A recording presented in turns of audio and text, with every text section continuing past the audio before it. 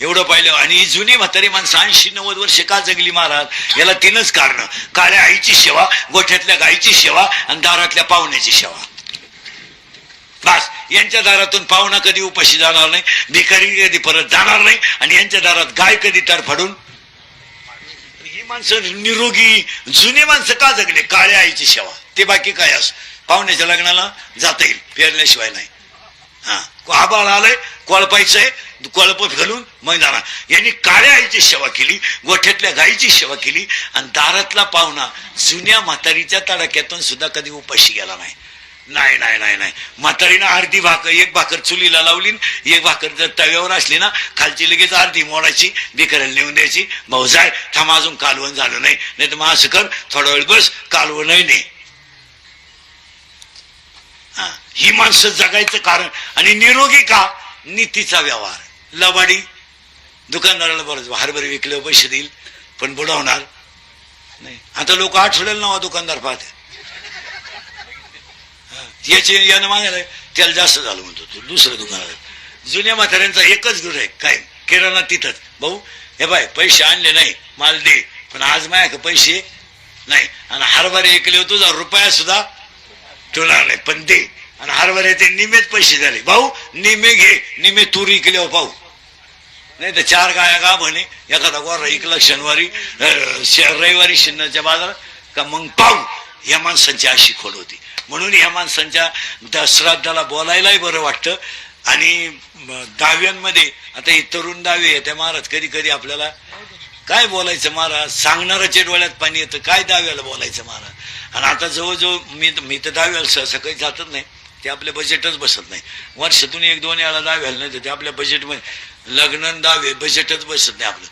त्या दाव्याला काय बोलायचं महाराज? तरणी बांड पोरं मारायला लागली, आता मोटरसायकलवर पिऊन पडले आणि जागेवर 3 मेले, काय भाषण करायचं? ओवी कुठून आणायची बा? करायचे प्रवचन. आणि दाव्यांमध्ये भाषण करणारी लोकांना सांगून ठेवतो, माणूस कशाने मेला हे तुम्ही स्पष्ट सांगत जा लोकांना. ही अवलाद पिऊन मेली, तुम्ही सावध व्हा. हा अवलाद येडस होऊन मेली, तुम्ही नाद कमी करा. तुम्ही काय करता ते झाकून ठेवतो. तुम्ही कसाही माणूस मेला का म्हणता, एक उमद व्यक्तिमत्व गेलं, त्याच्यामुळे बाकीचे शपरलेवानी पेते मला नाही, हे सांगून टाकायचं. काय फरक पडला? हे बा 2 दिवस तुम्हाला लोक गोडा लावतील, पण ते लोकांच्या डोक्यात तरी येईन का अवलाद? काय फाश्या घ्यायच्या आणि काय आत्महत्या करायला? अरे पहाटी 4ला बाई उठती महाराज, दगडाच्या चुलीवर भाकर टाकीती, 2-4 भाकरी टाकीती, किटलीवर कालवण करते. 5 वाजता नवरा बायको थळ तोडायला निघतात महाराज, 10 वाजेपर्यंत 2.5 टन माल तोडी द्यात. विचार करण्यासारखी गोष्ट आहे का नाही? आहे का स्वेटर? आहे नाही का थंडी? आहे 10 वाजेपर्यंत 2.5 टन बैलगाडी भरती ती, तो तोडायला, ती साळायला, तो मुळे बांधायला, ती वाडे बांधायला. भरली गाडी, गाडीच्या वर ऊस करायचा, ऊसाच्या वर लुगडं लावायचं, बसली गाडीवर, निघाली कारखान्यावर गाडी 11ला 2.5 टन. आणि ती भाकर लगेच कालवनात चुरायची. अगोदर भाकर चुरायची आणि ते किटलीचं कालवण त्याच्यात वतायचं, कारण गाडी अंधाळल्यावर कालवण सांडण. खाला चुरून खालं, येताना लगेच कवळीवर सरपण घेऊन आली, आड्या उतरली बी, दुपारा 2 तास झोपली बी. पहाटी 4ला तोडायला. तिला सर्दी नाही, तिला साबण नाही, तिला फेऱ्याला लावली नाही, ती केस काळे करीत नाही.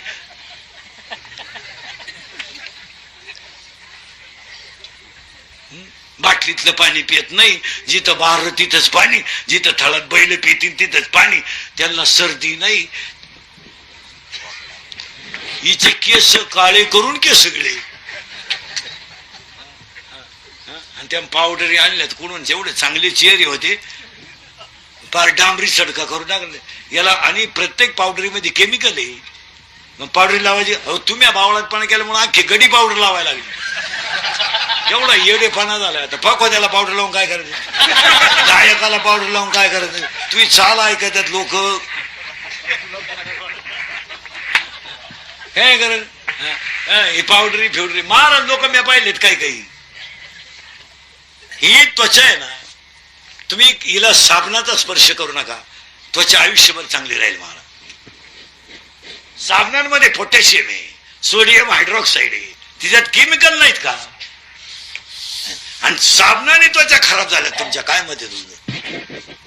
डोक्याला कोणत्या रंगाची तेल हे केस काळे करणारे जे लोक आहे ना, तुम्हाला एक काम सांगतो मी, तुम्ही फक्त केस काळे करा आणि डोकं धुवायचं नाही, धुवू नका, बस एक दिवस ठेवा फक्त, आणि सकाळी मला फोन करून सांगा काय होतं, सांगा चला.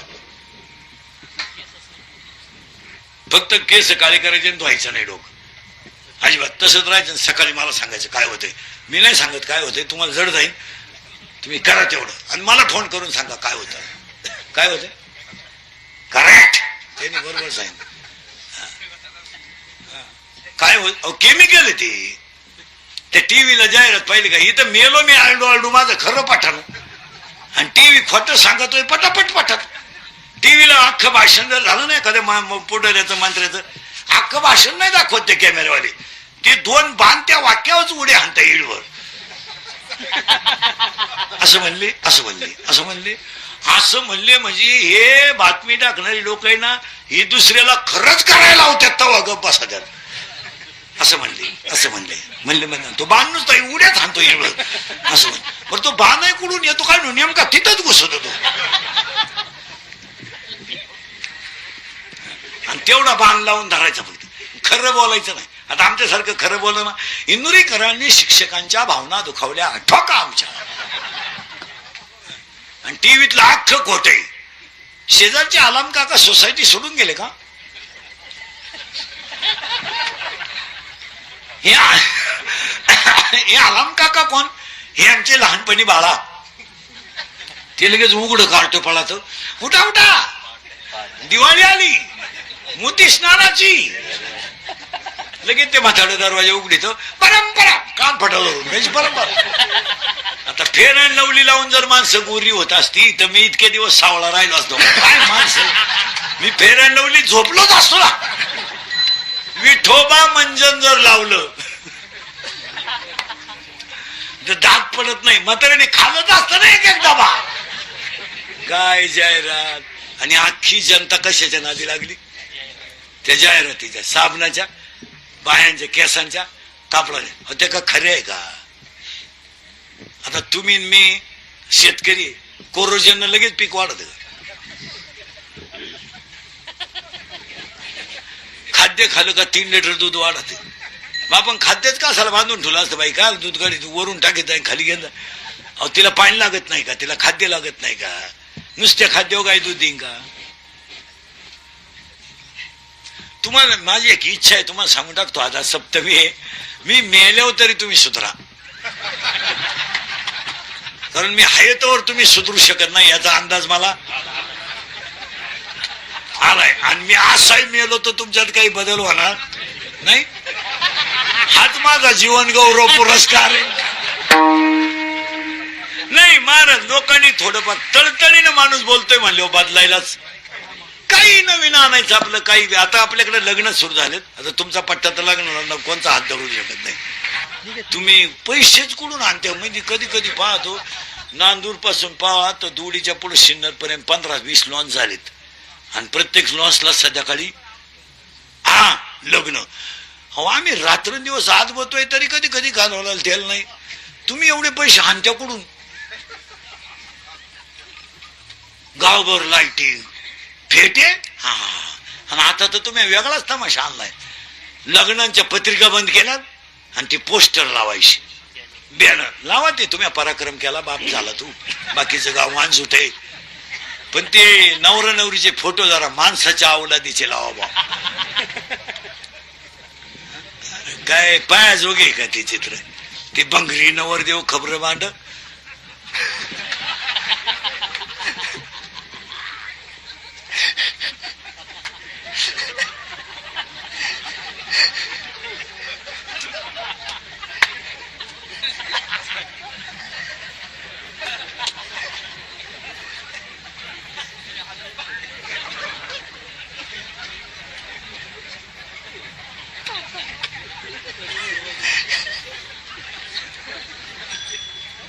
मग ती नवरी जख मारायची, तिकडे राम उभी करायची ना, त्याच्या पुढे आणून उभी केली,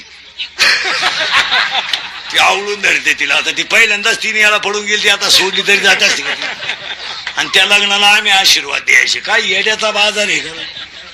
आणि पुरींचे फोटो इतके बिंडोक आलेत, काही काही पुरींचे घागरा घालती, घागरा घागरा, नवरी नवरी, घागरा घागरा, आणि घागऱ्याचं एक टोक हातात धरती.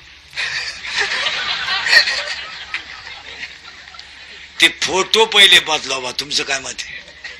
तुम्ही लावा. आता हे फोटो आहे, किती सुंदर लावलाय. बबन कारभारी जाधव, अंजनाबाई कारभारी जाधव, सुंदर दिसते का नाही? बाबाचा म्हाताऱ्याचा फोटो सुंदर दिसतो का नाही? मग तुम्ही सेपरेट लावा नवरा बायकोचे फोटो, पोरांच्या आईबापाचे लावा. ते येडे टोनगे उभे करायचे डांबरीत कुठं तरी, आणि ते थोबाड वाशेल आपलं. त्याच्या कावळे बसून गेले तरी जोडपत असत, कावळ्याने कार्यक्रमही केला तर जोडपत असत.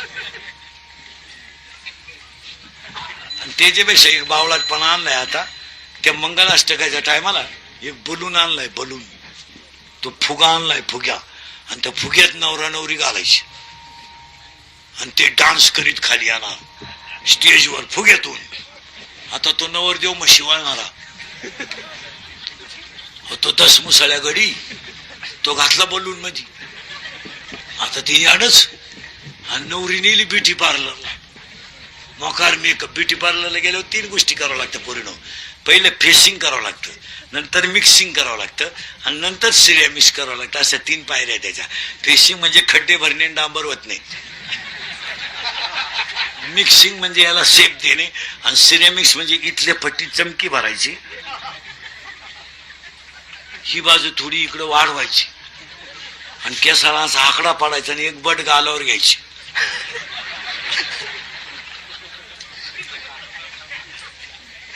आणि ती नवरी घातली बलून मध्ये. त्यांचा झाला डान्स सुरू. पुढं आता ती नवरी नवरदेवाला खिटली. खिटली म्हणजे स्मॉल टच झाला. आपण स्मूथ टच म्हणू बा, स्मूथ. आणि त्याला इतका चांगला टच कधी होईल ना. टच व्हायचा त्याला, पण जर्सी गोऱ्याचा, म्हशीच्या रेडक्याचा.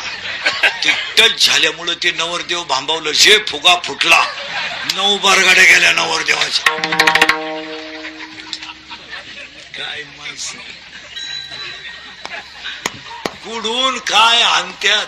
मला खुणवायचं का नाही? वाजले किती? तुम्ही बसायचं कवर ठरवलं?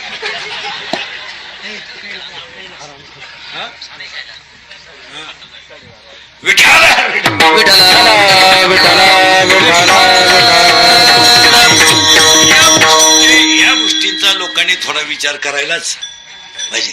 आता आपल्याकडे मेलेल्या माणसाची राख आहे ना, ही सुद्धा नदीत नाही टाकली पाहिजे, शेतात टाकून द्या. मी तर ह्या विचाराचा माणूस. आता आपल्या सगळ्या वस्त्या आहेत, धुळीला, नांदूरला, कुशल प्रेत शेतात जाळावं. काय नाव ठेवत नाही लोक.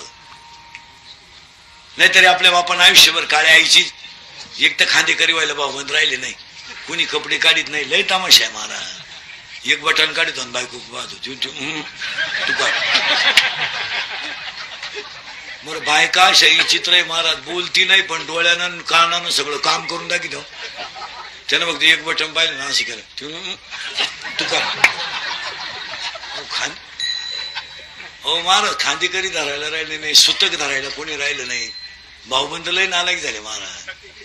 आणि म्हातारा मिळाला का भाऊबंद पहिल्या दिवशी फक्त एक भाकर घेऊन येतात, कडू घास काढायचं म्हणले, आणि 10 दिवस आपलंच खात्यात. म्हातारा नसतं मिळालं तर बरं झालं. एक भाकर घेऊन येतात आणि 10 दिवस जेवायला आपल्याच घरी येतात. सगळं उरकलं का? आवरलं नाही? आवरलं? वाढा 2-2 घास, थोडा भात घाला. तू उद्या तर बॉम्बलाची मिरची करायला सांगशील, तू आलाच का? नाही, हे टाळलं पाहिजे. महिला म्हणतात तुमची सासू विसू मेली ना, तिला बाया लुगडे घेऊन येतात, बरेच पाहू बिऊ. ते लुगडे अख्खे म्हातारी बरोबर द्यायचं नाही, एक लुगडं द्यायचं. अख्खे लुगडे प्लास्टिकच्या पिशवीत घालायचे, गरीबाच्या बाईला देऊन टाकायचे. बिचारीचं वर्ष निघत. 2 साड्या जर दिल्या गरीबाच्या बाईला तर तिला होणारा आनंदच तुम्हाला पांढरंग भेटेल. आणि म्हातारीचे गोदाड्या गादाड्या नदीत टाकायच्या नाही. तुम्ही चालल्या थोबाड वाशीत उशीन गादीन. म्हातारीच्या गळ्यातली मणी टाक.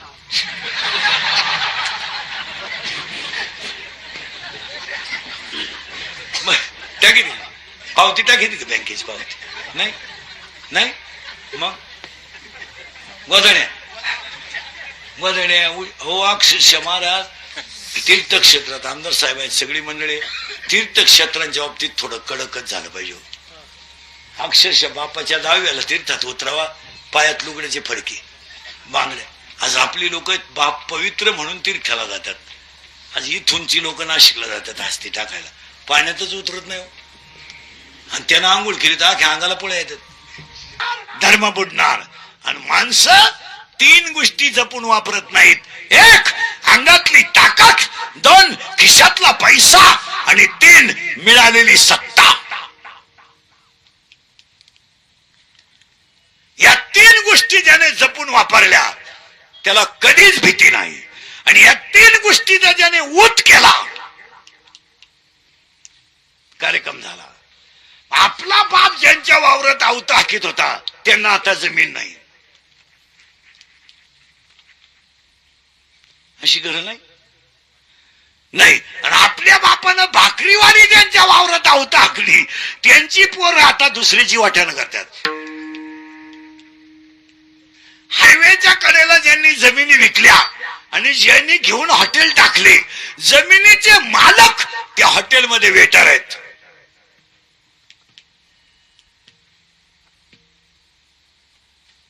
नाही, नोकरीला असताना जेवढी मंडळी माझ्यातल्यावानी वागली, रिटायर झाल्यावर अख्खी ईडी व्हायली, कोणालाही तपासा. का? धर्म नाही पाळला त्यांनी. कधी सोमवार नाही, कधी एकादश नाही, कधी माळ नाही, कधी गण नाही, सासरवाडी सोडून नातेवाईक नाही. आणि उताटल्यावानी वागायचं.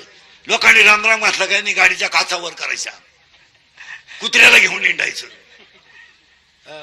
बहिणीच्या बाळातपणाचं बिल नाही द्यायचं, बहिणीला सांभाळायचं नाही, मिवणीच्या बाळातपणाचं बिल द्यायचं, एकादशीला वडापाव खायचा, माझ्यातल्यावानी वागायचं.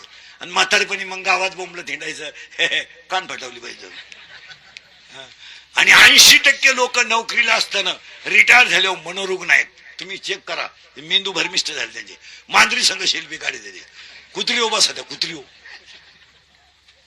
हा विनोद नाहीये, हा विनोद नाहीये. तुमच्या काही जरी झालं ना महाराज, तुम्ही कशाचे गुलाम व्हा, पण इंद्रियाचे गुलाम होऊ नका. आणि आज बसलेली सगळी माणसं माझ्या सगट इंद्रियाचे गुलाम आहेत. बायका देखणे पण वडापावच खाणार. हायवेला सकाळी काढलेला वडा संध्याकाळी खाणार. शर्टिंग करीतो नालायकन 6 पुऱ्या खातो 30 रुपयाला आणि 1.5 लाख पेमेंट घेतो भंगार. आणि शर्टिंग करून त्या पाणीपुऱ्या खातो. त्याच्यावर जर शेतकरी सोडला ना तो टोकरी सगट आणि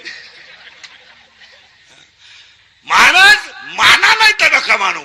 चांगल्या कर्माला आड चांगला लागतोच. तुमचं काय मत आहे? आणि आता जे लोक रोगी आहेत ना, कोरोनानं माणसं कमी मेली महाराज तुलनेत, पापाच्या तुलनेत. जेवढं पाप करेल लोकांनी त्याच्यापेक्षा मृत्यूची संख्या कमी आहे महाराज. पण त्याच्यापेक्षा जास्त रोग लोकांना कॅन्सर आहे सध्या. कोरोनापेक्षा जास्त पेशंट कसे ते सध्या कॅन्सर. जापान होता तंबाखू खाणाऱ्याला कॅन्सर होतो, बिडी ओढणाऱ्याला कॅन्सर होतो. नाही, एकही व्यसन नसणाऱ्याला कॅन्सर आहे. नाहीये. का झाला कॅन्सर? का? 99% लोक घरचं खातच नाही. आणि 99% भाज्या केमिकल युक्त आहे. माळवाडी, नांदूर, दुडी, पूर्वी हुलगे पिकायचे, उडीद पिकायचे, मूग पिकायचे. मूग लोक खायचे. आठवड्यातून 2दा मठ व्हायचे, आठवड्यातून 2दा मूग व्हायचे आणि आठवड्यातून 2दा उडदाची आमटी व्हायचीच. माणसं निरोगी होती. का? न फवारलेली भाजी होती. भाजी हलकी नव्हती ती, भाजी व्हिटॅमिन मुक्त होती. आता कुठे कोणच्या घरी उलगे बसले? आता उलगे खाणं कमी पण आहे, बोंबील भाजून खाणं दर्जेदार पण आहे. आता उलगे नाही तर सगळ्या रोगाला औषध कडधान्याचे. काय मत आहे? मग अजून काही काही गावांमध्ये म्हातारे आहेत 90 वर्षाचे, बिनचष्मेचे आहेत, पेपर वाचित आहे. आणि त्याचा नातू 2.5 वर्षाचा आहे, टपुऱ्या खात त्याच्याच मैदान. का घडलं असं? 99% लोक घरचं खातच नाही. तुमचं काय मत आहे? 40 रुपयाला वडापाव आहे. आणि 40 रुपयाला अर्धा किलो डाळीचं पीठ येतंय. अख्खं घर भजे काढून खाईल 2 दिवस. पण आम्ही सुशिक्षित अवलादीचे असल्यामुळं आम्ही हायवेचं खायचं. काही नोकरीवाले तर इतके पागल आहेत, नवरा बायको दोघे बी 3 लाख पेमेंट येते घरात, गॅसच पेटवती नाही. मग बायका केल्यात का आला आणि 6 चपाती आणती त्याची बायको याडपाट. स्कूटीवर जाती, 70,000ची स्कूटी, आणि 6 चपात्या घेऊन येते त्या प्लास्टिकच्या कागदात. आणि त्याची एक लाल बाटली आणि ती बाटली ती सास का फास काय म्हणतात, आणि ते पिळलं का ते लाल गळात त्याच्यातून, आणि ते त्याचं मुटकुळ करायचं रोल रोल, आणि ते टीव्ही पुढे बसून कान फटावलं. पैसे गाल कमी ती दरिद्री. बरं तो एक एक पोळ एकाने खाला तर ठीक आहे, एका पोळ रोटला 2 जण, तो तिकून त्याचा संपत आला आणि जी बाहेर निघली ना शांडात काढून टाकला इकडून खात. अरे माणसं आहेत का कोण आहे आपण? माझी भाषा नाहीये, गाताय हा. युक्त आहार विहार, युक्त आहार विहार, आहार विहार, युक्त आहार विहार. देव इंद्रियाचे सारे, इंद्रियाचे सारे, इंद्रियाचे सारे, इंद्रियाचे सारे. नसावे भासर, नसावे भासर, नसावे भासर, नसावे भासर.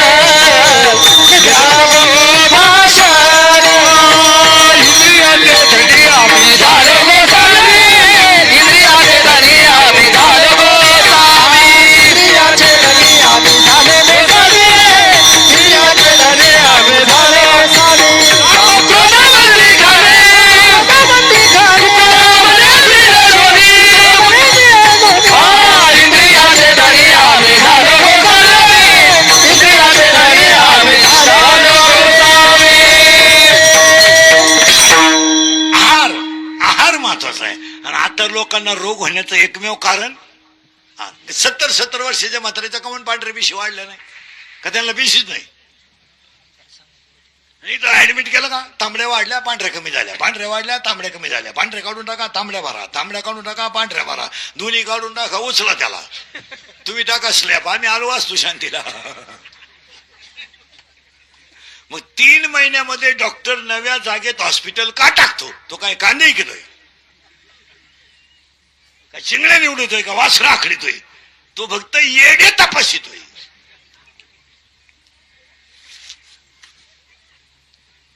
आणि ते बी फक्त 2 वायरी कानावर घालतोय 35.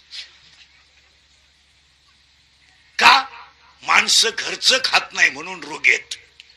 तुम्ही घरचं मॅगी खातो ना, मॅगी मॅगी खात जाय, मॅगी देत जा आया, बावळ्याचा बाजार. मॅगी नूडल चायनीज, आता गाड्या लागल्यात आपल्याकडे चायनीज. आणि ते 6 वाजता गाडी लावतात, 8 वाजे 2000 कमी त्यात सगळं जाऊन. आणि आपल्या अवलादी शर्टिंग करून भिकारीवाणी हातात घेऊ खात. मॅगी शिजवली का लांब पांढरी गांडूळ तयार होत होती, आणि हे गांडूळ चमच्यात धरित थोपडा सोडित गांडूळच गेलं बनियन मध्ये. टाकलं तर पार गेलं खाली. बाकीचा विचार तुम्ही करा, काय खावा नाही कळालच ना काही. चला थोडं पुढं. आणि म्हणून रोग येतात का त्याला पुरावे आहेत ना. मोठे रोग जोडून धीरे हरी